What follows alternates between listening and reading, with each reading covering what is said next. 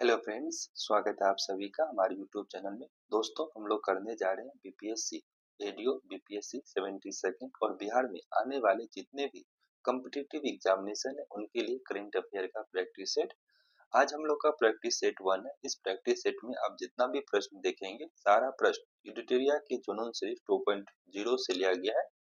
तो चलिए स्टार्ट करते हैं। यहाँ पे कुछ क्वेश्चन बिहार स्पेशल का क्वेश्चन दिया गया है। सबसे पहले उनको हम सॉल्व करते हैं, फिर हम लोग करंट अफेयर के क्वेश्चन को डिटेल एनालिसिस के माध्यम से समझने का प्रयास करेंगे ताकि आने वाले और भी प्रश्न को आप टैकल कर सके। तो सबसे पहला क्वेश्चन आपसे पूछा जा रहा है, which of the following are the major physiographic division in Bihar.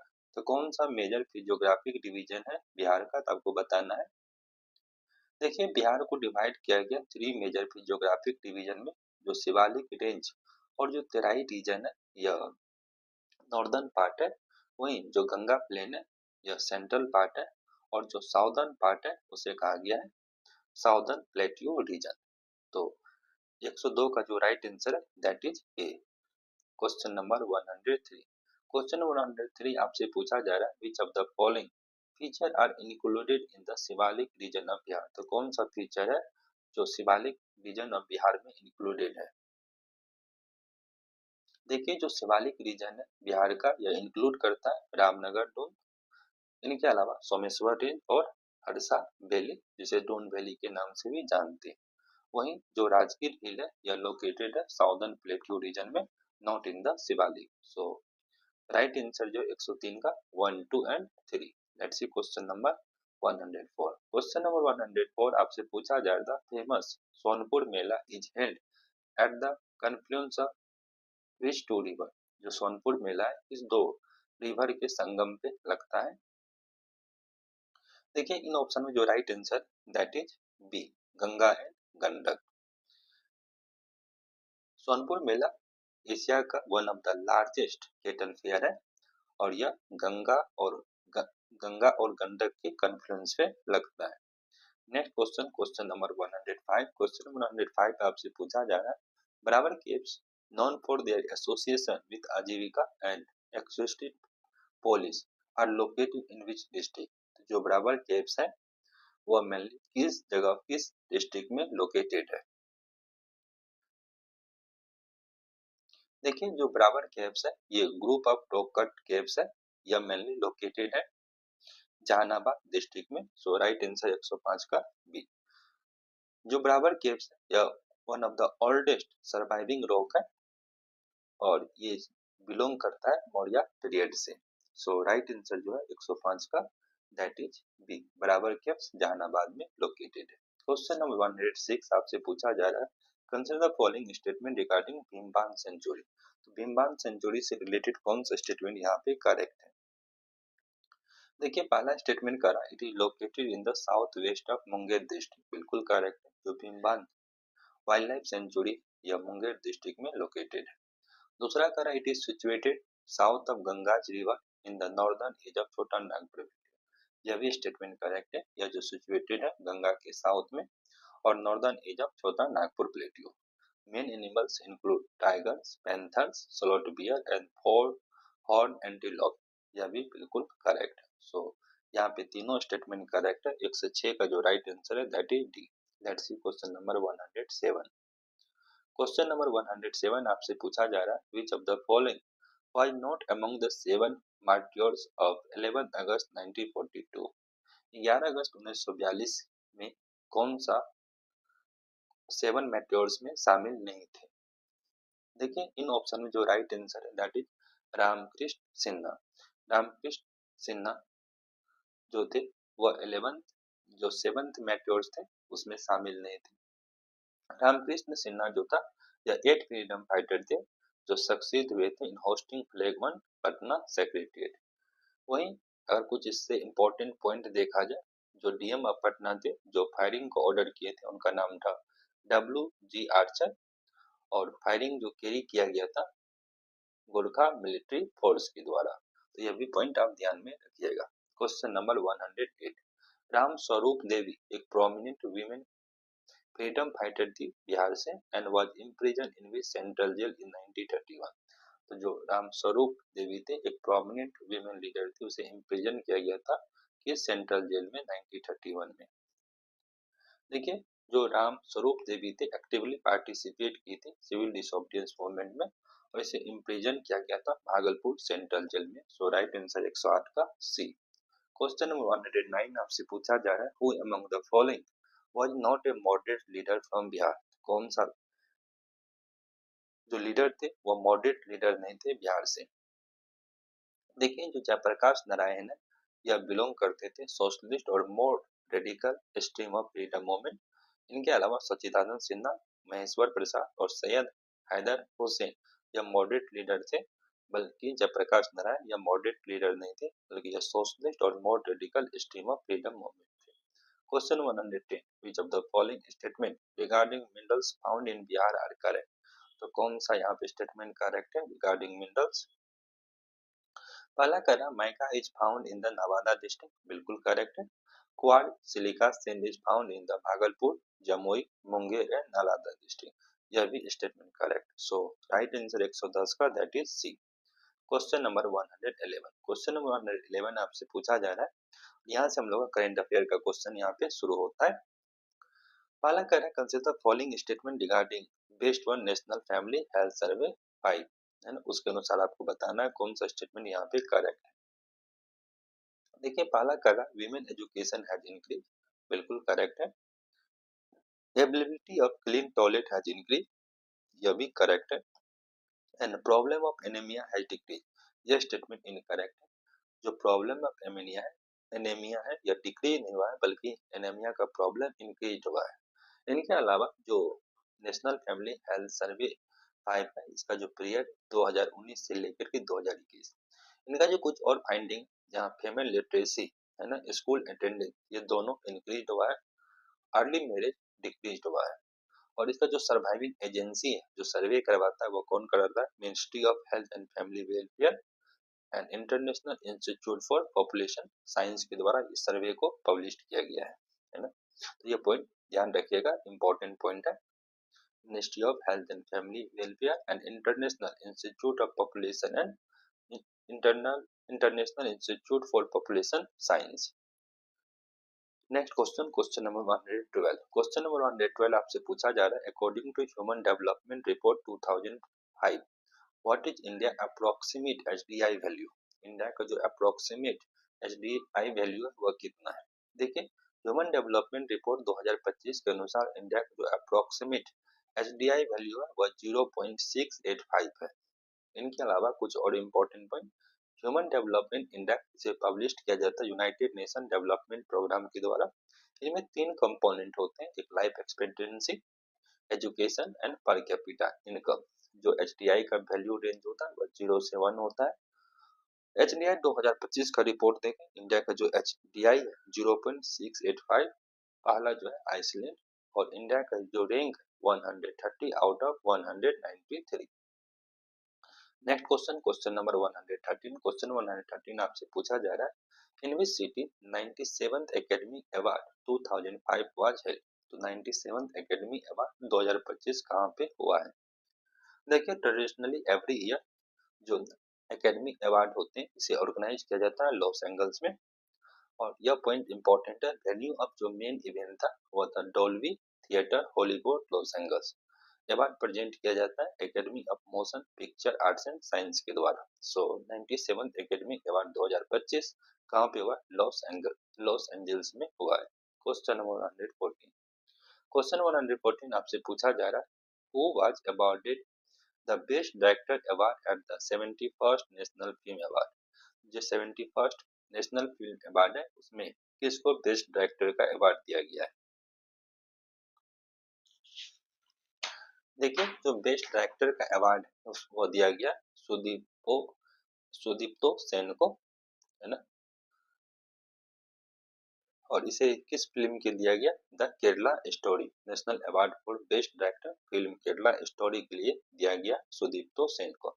इनके अलावा कुछ और देखते हैं, जो हमारा 70 जो नेशनल फिल्म अवार्ड है ये मोस्ट प्रेस्टिजियस अवार्ड है इंडिया सिनेमा में, और इसे प्रेजेंट किया जाता है ministry of information and broadcasting के द्वारा। मोस्ट इंपॉर्टेंट पॉइंट है, जो नेशनल फिल्म अवार्ड है, यह प्रेजेंट किया जाता है मिनिस्ट्री ऑफ इंफॉर्मेशन ब्रॉडकास्टिंग के द्वारा।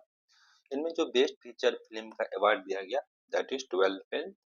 जो बेस्ट एक्टर है शाहरुख खान को जवान के लिए, और विक्रांत विक्रांत मेसी को 12 फेल के लिए। बेस्ट पॉपुलर फिल्म रॉकी और रानी की प्रेम कहानी इनके लिए दिया गया है। सो ये कुछ इंपॉर्टेंट पॉइंट थे जो आप ध्यान में रखेंगे। Question number 115, how many phases are outline in the road map for defence forces vision 2047? जो डिफेंस फोर्सेस विजन 2047 है उसमें कितना फेजेस को आउटलाइन किया गया है? देखिए इसमें मेनली 3 फेजेस को आउटलाइन किया गया। फेज 1 जो होगा वो ट्रांजिशन पीरियड होगा, और ये कब तक चलेगा? प्रेजेंट से टिल अंटिल 2030 तक। वहीं जो फेज 2 है यह कंसोलिडेटेड पीरियड होगा, ये 2030 से 2037 तक चलेगा। और पीरियड ऑफ एक्सेलेंस जो फेज 3 होगा जो 2037 से 2047 तक चलेगा। Question number 116, who translated the book Heart Lamp into English? कौन कौन ट्रांसलेट किया हार्टलैम को इंग्लिश में? देखिए हार्टलैम को इंग्लिश में ट्रांसफर करने वाले दीपा वशिष्ठी है ना। जो हार्टलैम का है उसका जो ओरिजिनल टाइटल था वो हिदाया हनाते है ना। इसे ओरिजिनली रिटेन किया गया था कन्नड़ लैंग्वेज में। जो हार्टलैम है यह किसके द्वारा लिखा गया? बानू मुश्ताक का ये वर्क है। तो 3-4 पॉइंट यहाँ पे ध्यान रखिएगा। हार्टलैम ये वर्क है बानू मुश्ताक का, ओरिजिनली इसे कन्नड़ लैंग्वेज में लिखा गया था, और इसका जो टाइटल था हिदाया हनाटे। इनके अलावा एक पॉइंट और भी important, Geetanjali Shree first Indian writer थे जिसने विन की थी इंटरनेशनल बुकर प्राइज 2022 में टॉम ऑफ सेंड के लिए अवार्ड इसे मिला था। नेक्स्ट है क्वेश्चन नंबर 117। क्वेश्चन नंबर 117 आपसे पूछा जा रहा है which of the following indicator are included in the capability poverty measure? Capability poverty measure में कौन कौन सा इंडिकेटर को इंक्लूड किया गया है? देखिए जो कैपेबिलिटी पॉवर्टी मेजर से इसे डेवलप किया गया यूएनडीपी के द्वारा, और यह मेजर करता है poverty on the basis of human capabilities. Concept क्या मेनली बेस्ड है capability approach of Amartya Sen. तो इनमें जो इंडिकेटर एक तो माल न्यूट्रिशन है, दूसरा इन्फेंट मोर्टालिटी रेट, तीसरा जो इलिटरेसी है। सो 1, 2 एंड 3 बिल्कुल करेक्ट है। Next question number 118। Question number 118 आपसे पूछा जा रहा है consider the following statement based on economic survey 2025-26 and the latest WTO UNCTAD report.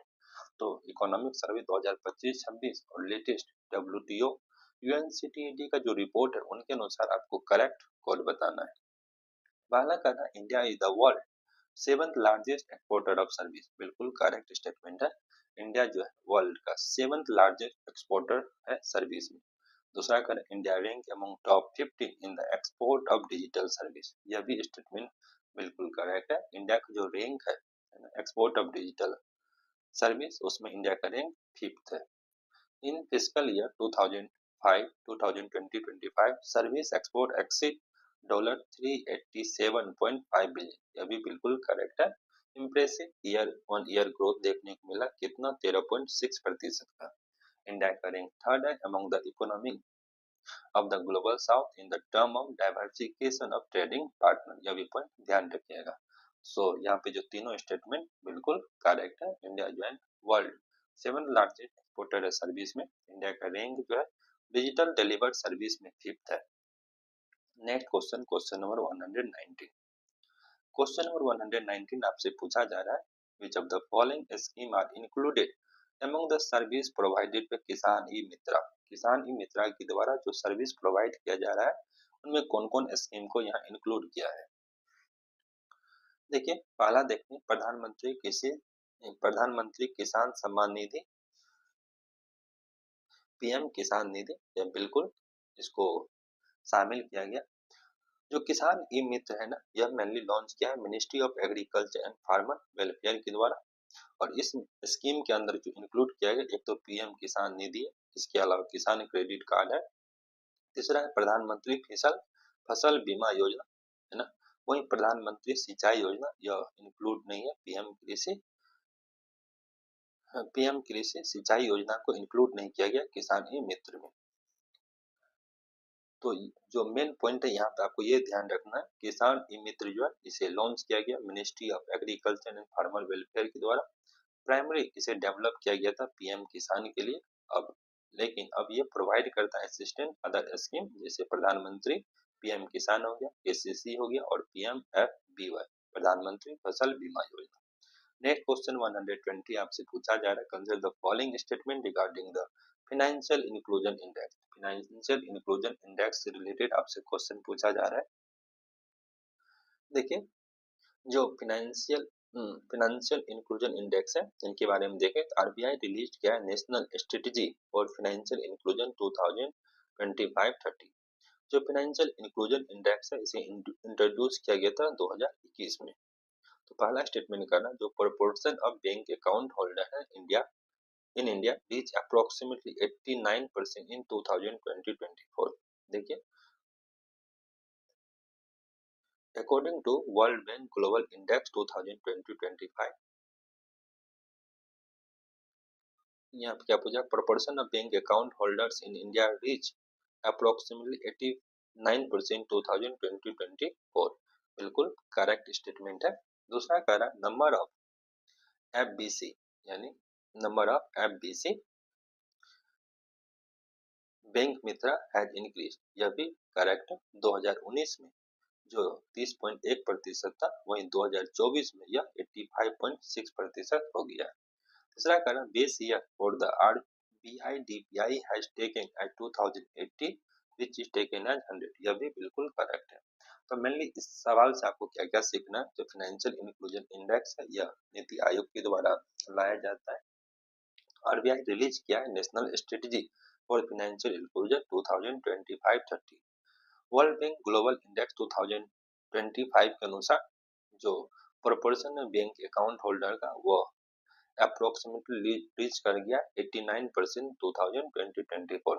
वहीं बैंक मित्रा यह भी इंक्रीज हुआ है, 2019 में 30.1 था वहीं 2024 में 85.6 हो गया है। RBI TPI digital payment index launch किया गया था जनवरी में। नेक्स्ट है क्वेश्चन नंबर 121। क्वेश्चन 121 आप पूछा जा रहा है, tax ramp scheme is associated with which sector. जो टैक्स रैंप स्कीम है यह किससे एसोसिएटेड है। देखिए जो टैक्स रैंप स्कीम है यह मेनली एसोसिएटेड है टेक्सटाइल इंडस्ट्री से। राइट आंसर है बी, टेक्सटाइल सेक्टर। जो reform advancement and modernisation programme scheme है ना, जिसका जो मेनली जो फुल फॉर्म है टैक्स रैंप का, textile sector reforms and advancement and modernisation programme scheme, इसे लॉन्च किया गया मिनिस्ट्री ऑफ टेक्सटाइल के द्वारा। स्कीम जो है इम्प्लीमेंट किया गया था with assistance of world bank की सहायता से स्कीम को इम्प्लीमेंट किया गया था। तो टैक्स रैम स्कीम जो किससे रिलेटेड है, टेक्सटाइल इंडस्ट्री से related. Question number 122, an AI based language learning model was presented at the second global Buddhist summit, what is its name. AI based language learning model जो है यह present किया गया second global Buddhist summit में, उनका नाम क्या है। देखिए इन ऑप्शन जो right answer that is Norbu, international Buddhist confederation in collaboration with ministry of culture eight new Delhi. तो मेनली जो सेकेंड ग्लोबल बुद्धिस्ट समिट है यह हेल्ड हुआ है मिनिस्ट्री ऑफ कल्चर के द्वारा। कोलैबोरेशन किया है मिनिस्ट्री ऑफ कल्चर के द्वारा, कौन कोलैबोरेशन किया, इंटरनेशनल बुद्धिस्ट कॉन्फेडरेशन, है ना। और ये कहाँ पे हुआ, न्यू दिल्ली में हुआ। नॉर्बू का फुल फॉर्म देखें तो neutral operator for responsible Buddhist understanding, a language learning model based on chat GPT algorithm. Design IBC designate किया नॉर्बू को ये global guardian and name it Kalyan Mitra, यह भी पॉइंट ध्यान रखिएगा। Next question number 123। क्वेश्चन 123 आपसे पूछा जा रहा है, in the context of Atal pension योजना which of the following bodies is responsible for regulation and administration of scheme। जो अटल पेंशन योजना है तो उसमें इसमें कौन सा बॉडीज है जो रिस्पॉन्सिबल है यानी कि रेगुलेशन और एडमिनिस्ट्रेशन के लिए। देखिए इन ऑप्शन जो राइट आंसर है that is B, pension fund regulatory and development authority, that is PFRDA. Mainly जो अटल पेंशन योजना इसे एडमिनिस्टर किया जाता है पीएफआरडीए के द्वारा। पीएफआरडीए ये स्टेचुअरी बॉडी है जो इस्टेब्लिश किया गया था पीएफआरडीए एक्ट 2013 के तहत। इनके अलावा यह गवर्न करता है फॉलोइंग स्कीम जैसे नेशनल पेंशन सिस्टम हो गया है ना, अटल पेंशन योजना है, इनको भी गवर्न करता है।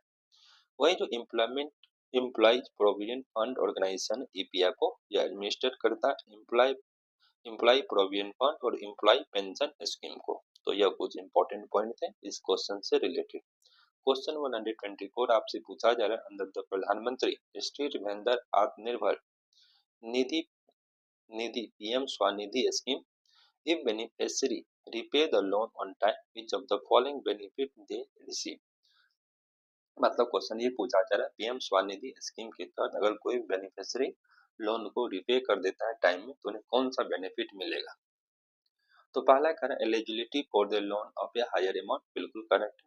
इनके अलावा इनको इंटरेस्ट सब्सिडी भी मिलेगी। और तीसरा कैशबैक इनिशिएटिव मिलेगा ताकि वो प्रमोट कर सके डिजिटल ट्रांजेक्शन को। देखिए जो पीएम स्वनिधि है इसमें 3 फेज है। फर्स्ट फेज में 10,000, दूसरे फेज में 20,000 मिलेगा, थर्ड फेज में 30,000। Question number 125। क्वेश्चन 125 आपसे पूछा जा रहा है consider the following statement regarding responsible nation index. Responsible nation index से रिलेटेड कौन सा स्टेटमेंट यहाँ पे इनकरेक्ट पूछा है। ध्यान रखें यहाँ पे इनकरेक्ट पूछा जा रहा है। देखिए रिस्पॉन्सिबल नेशन इंडेक्स से लॉन्च किया गया था न्यू दिल्ली में वर्ल्ड इंटेलेक्चुअल फाउंडेशन के द्वारा। मोस्ट इंपोर्टेंट पॉइंट है। और वर्ल्ड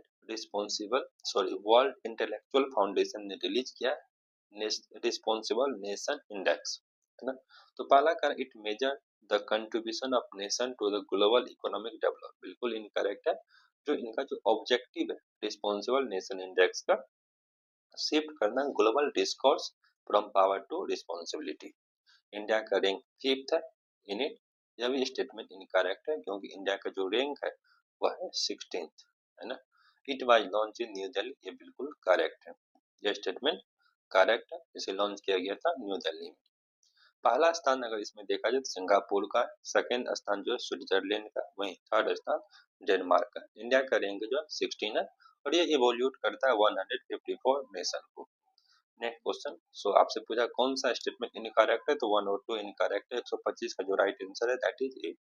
क्वेश्चन 126 आपसे पूछा under which operation did United State recently launch attack on Venezuela capital Caracas and its surrounding area.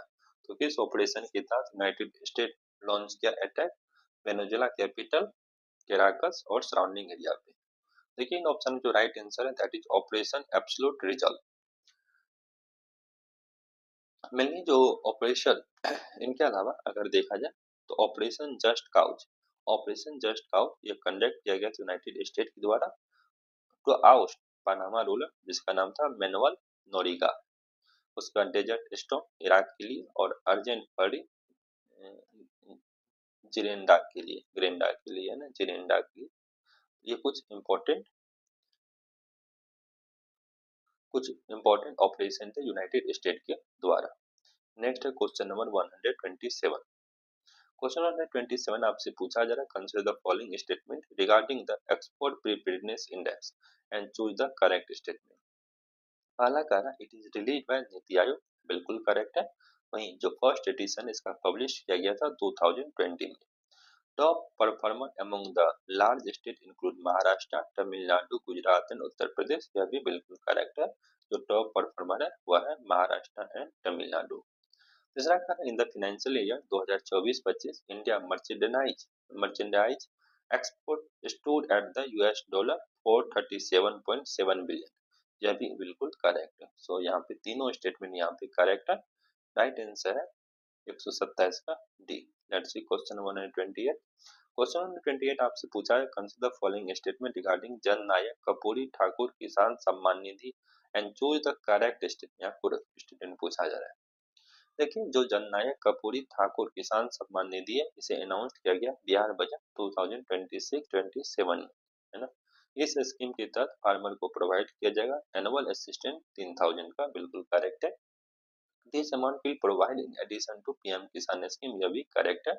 जो किसान सम्मान निधि स्कीम के तहत 6,000 मिल रहा है वह तो मिलेगा ही मिलेगा, इसके लिए एडिशनल 3000 मिलेगा। इसका मतलब 9000 per year assistant. Total annual assistant will amount to 10,000, not 10,000, 9,000 per year. तो यहाँ पूछा जाए कौन सा स्टेटमेंट यहाँ पे करेक्ट है, तो only 1 and 2। Let's see question 129, which of the following expressway has been announced by the government for construction।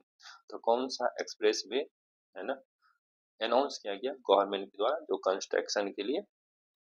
देखिए गवर्नमेंट जो है बिहार बजट 2026-27 में बोला है कि कंस्ट्रक्ट करेंगे 5 न्यू एक्सप्रेसवे अंडर द 7 निश्चय 3 है ना। 7 निश्चय 3 के तहत जो है 5 न्यू एक्सप्रेसवे को लॉन्च किया जाएगा।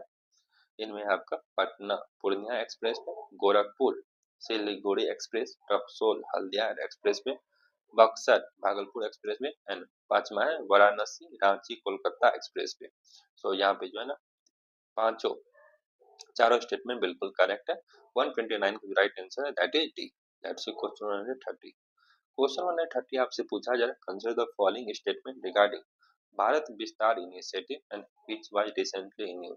भारत विस्तार इनिशिएटिव अभी न्यूज में था, उनसे संबंधित कौन सा स्टेटमेंट यहाँ पे करेक्ट है ना। पहला करा it is an integrated AI driven platform based on digital public infrastructure, बिल्कुल करेक्ट है। दूसरा का इस primary objective is to expand road connectivity and infrastructure in border area, यह स्टेटमेंट इनकरेक्ट है। It is not related to road connectivity but इनका जो M है एग्रीकल्चर टेक्नोलॉजी से, इसका यह जो रिलेटेड है मेनली एग्रीकल्चर टेक्नोलॉजी से रिलेटेड है। तीसरा करना it provide user with the real time advice on the soil health weather forecast pest control in their local languages। it provide user with the real time advice on soil health weather forecast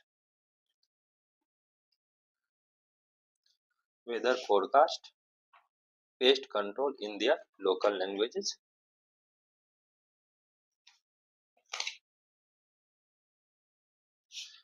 ये statement बिल्कुल correct statement 100।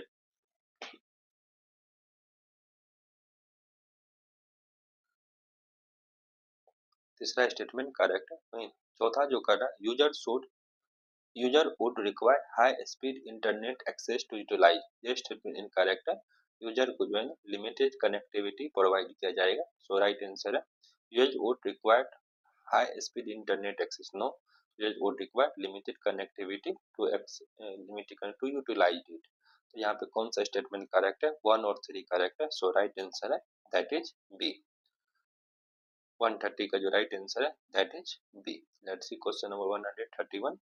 Question 131 आपसे पूछा जा रहा है in the union budget 2026-7 how many new high speed rail corridor has finance minister Nirmala Sitharaman announced to develop as growth connector. तो union budget 2026-27 में कितना हाई स्पीड रेल कॉरिडोर को अनाउंस किया गया निर्मला सीतारमन के द्वारा। देखिए टोटल जो new high speed rail corridor announce की गई है वह टोटल कितना है, 7 है। इस प्रोजेक्ट को एक्सिक्यूट किया जाएगा national high speed rail corporation limited के द्वारा।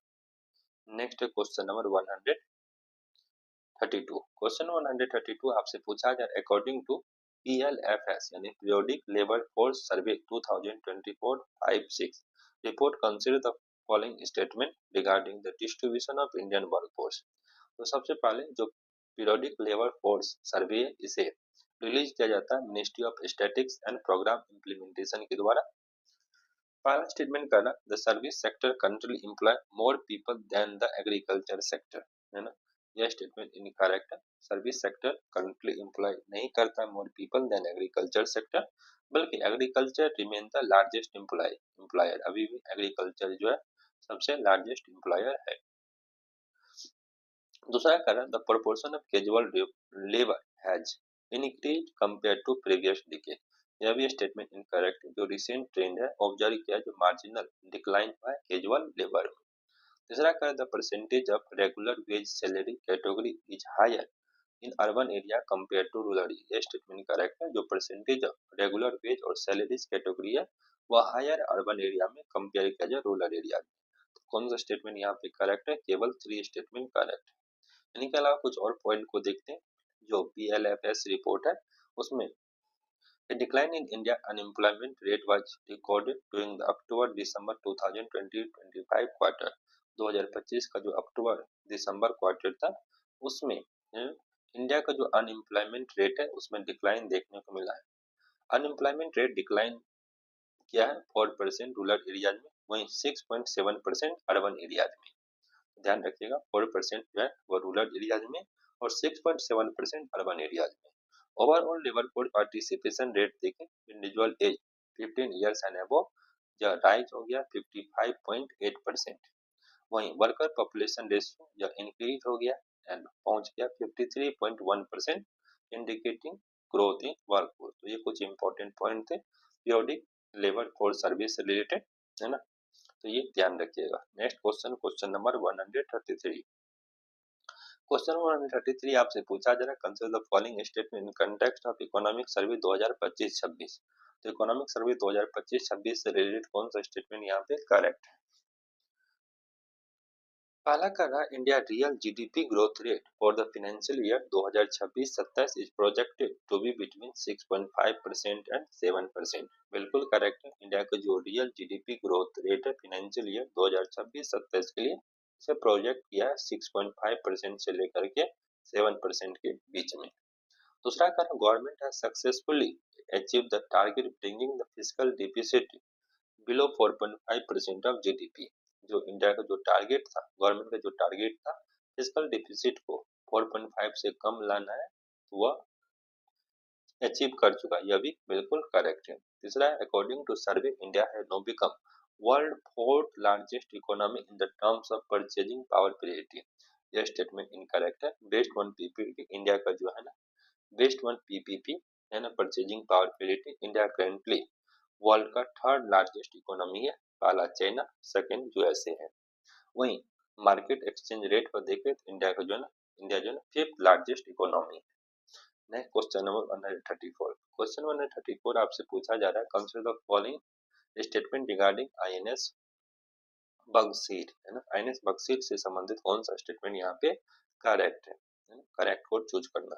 पहला करना, it is the sixth submarine of the scorpion class develop under project 75 P75।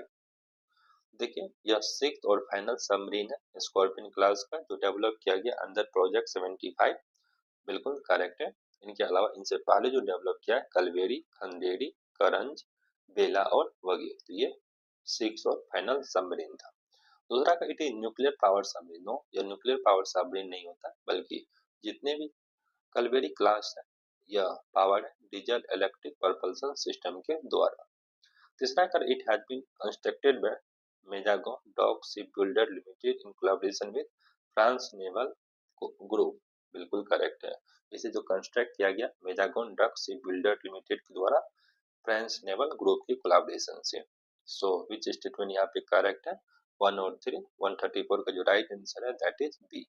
Question 136, what is the official mascot of the Aadhaar issue by unique identification with authority of India, यानी UID के द्वारा जो UID जो है ना issue किया है official mascot आधार के लिए, तो वो कौन सा है? देखिए इन ऑप्शन जो राइट आंसर दैट इज उदय। उदय जो है ऑफिशियल मास्कॉट आधार का इश्यू किया गया यूआईडी के द्वारा। इसका जो डिजाइनर अरुण गोकुल जो केरला से बिलोंग करते हैं, इनका जो नेमिंग किया गया रिया जैन भोपाल के द्वारा, और यूआईडी का जो चेयरमैन है Neelkanth Mishra. Next question 36, according to Bihar economic survey 2025-26 which of the following matches regarding the contribution of various sector to the Bihar economy, है ना, तो बिहार के इकोनॉमी में जो वेरियस सेक्टर है उसका कितना कंट्रीब्यूशन है उनको आपको करेक्टली मैच करना इकोनॉमिक सर्वे 2025-26 के अनुसार। देखिए जो प्राइमरी सेक्टर उनका कंट्रीब्यूशन 26.8% है, इनकरेक्ट है।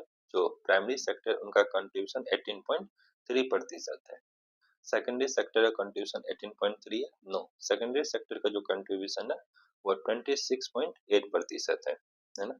वह जो टर्सरी सेक्टर है उसका 54.8 है, बिल्कुल करेक्ट है।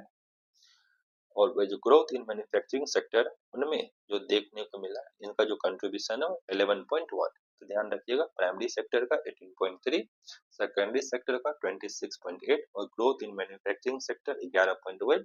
वहीं जो टर्सरी सेक्टर है 54.8। इनके अलावा कुछ और पॉइंट देखिए।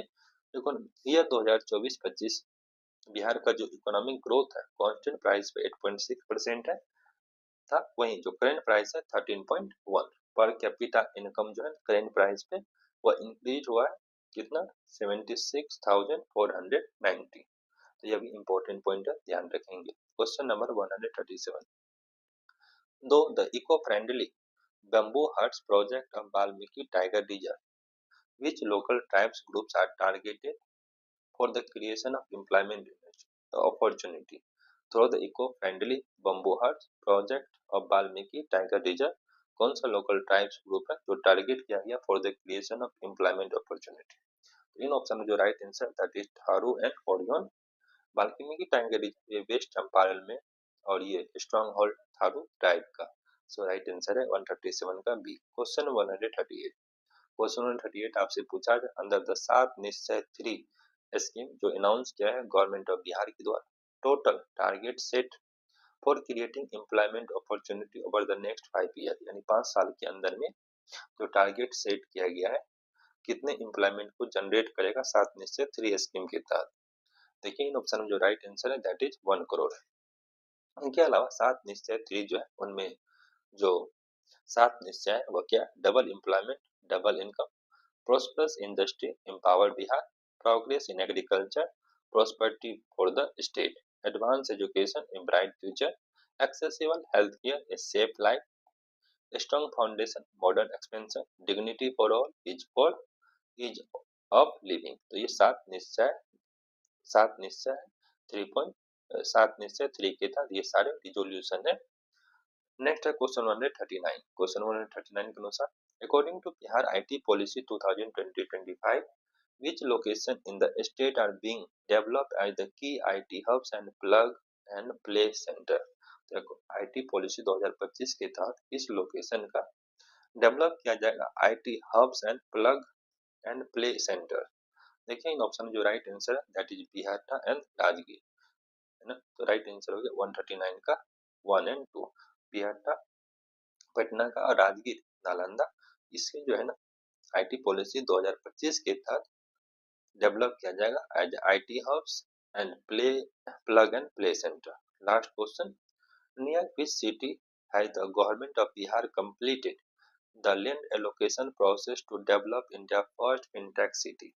तो कौन सा सिटी में गवर्नमेंट ऑफ बिहार कंप्लीट किया लैंड एलोकेशन प्रोसेस जहां पे डेवलप किया जाएगा state first fintech city? Fintech city होता है क्या, यह मेनली सेक्टर जहाँ पे फाइनेंशियल सर्विस जैसे बैंकिंग हो गया, इंश्योरेंस हो गया, इन्वेस्टमेंट हो गया, इनको इंटीग्रेट किया जाता है मॉडर्न टेक्नोलॉजी के द्वारा। तो कहाँ पे लैंड एलोकेट किया गया है गवर्नमेंट ऑफ बिहार के द्वारा, that is Bihta Patna. So friends इस वीडियो में हम लोग देख रहे हैं करेंट अफेयर का प्रैक्टिस सेट 1 मोस्टली 30 क्वेश्चन को देखे हर एग्जाम के लिए काफी महत्वपूर्ण है और इनको हम डिटेल एनालिसिस के माध्यम से आपको समझाने का प्रयास किए। काफी पॉइंट जो है इनको हम एड ऑन किए हैं ताकि आप करेंट अफेयर बेहतर हो सके। Thank you so much for watching this video. अगर ये हमारा इनिशिएटिव आपको पसंद आया तो आप हमारे चैनल से जुड़ जाइए और इसमें अगर कुछ इम्प्रूवमेंट है, कुछ सजेशन आप देना चाहते हैं, कमेंट बॉक्स में जरूर सजेशन दें ताकि हम इनको और भी बेहतर कर सके। धन्यवाद।